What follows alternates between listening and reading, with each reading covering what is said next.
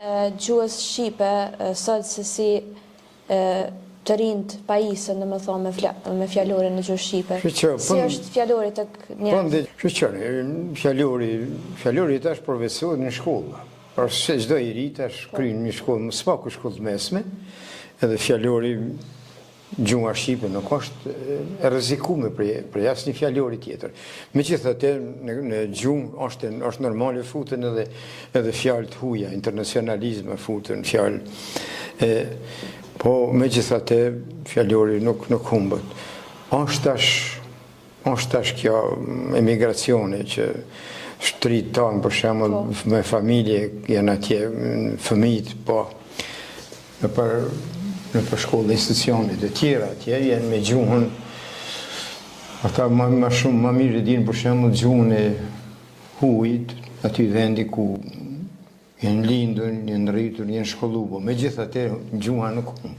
Shiqoni tash një emision ka qenë televizion këtu në 21 si duket, me këta shqiptarët e Turqisë, që 100 vjet e tepër, gjuha nuk është humbur atje në Turqi. Gjuha është një faktor shumë i personalitetit, shumë i kolektivitetit, edhe tash po trit, megjithatë atje masi që janë në kontakt gjithmonë me popullin e atij vendi, gjuha mundet më dobësu, po megjithatë shqipja është shqipe.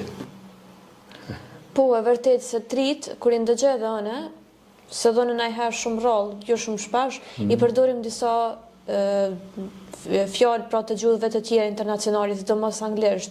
Në gjuhën më shumë ka shumica që e trive që flasin më shumë kur të flasin për shembull në gjuhën shqipe, përdorin më shumë fjalë në gjuhën angleze, po. Po sa i përket studentave, nxënësve, kështu në përgjithësi, ka më shumë që janë të suksesshëm apo që janë mesatar, apo si qëndron puna tek suksesi pra në këtë si profesor? E ke fjalën për nxënësit që shkollohen jashtë? Jo, përgjithësi ju si profesor me nxënësit e juaj. Ja, shiqo, thash gjuha kultivohet ajo, gjuha vazhdimisht por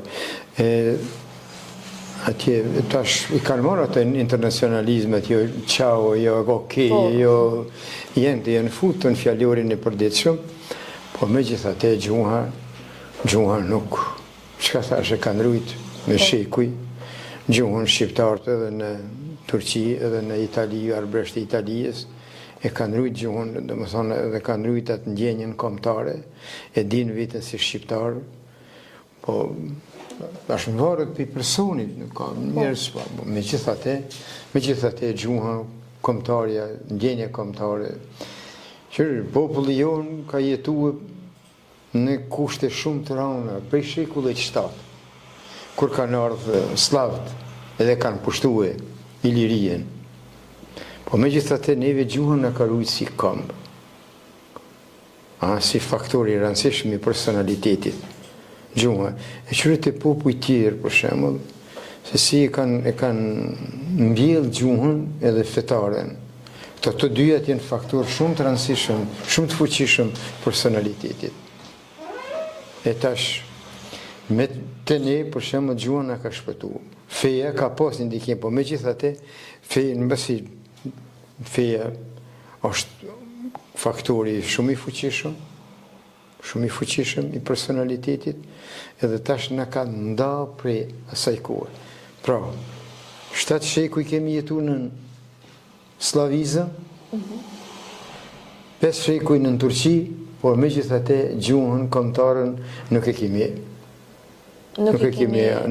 harru, nuk e kemi zhduk. Dhe më thonë, përqindja është e madhe e suksesit të nxënësve, se sa mesatarja, se kanë sukses, ka më shumë që kanë sukses, dhe më thonë, prej nxënësve.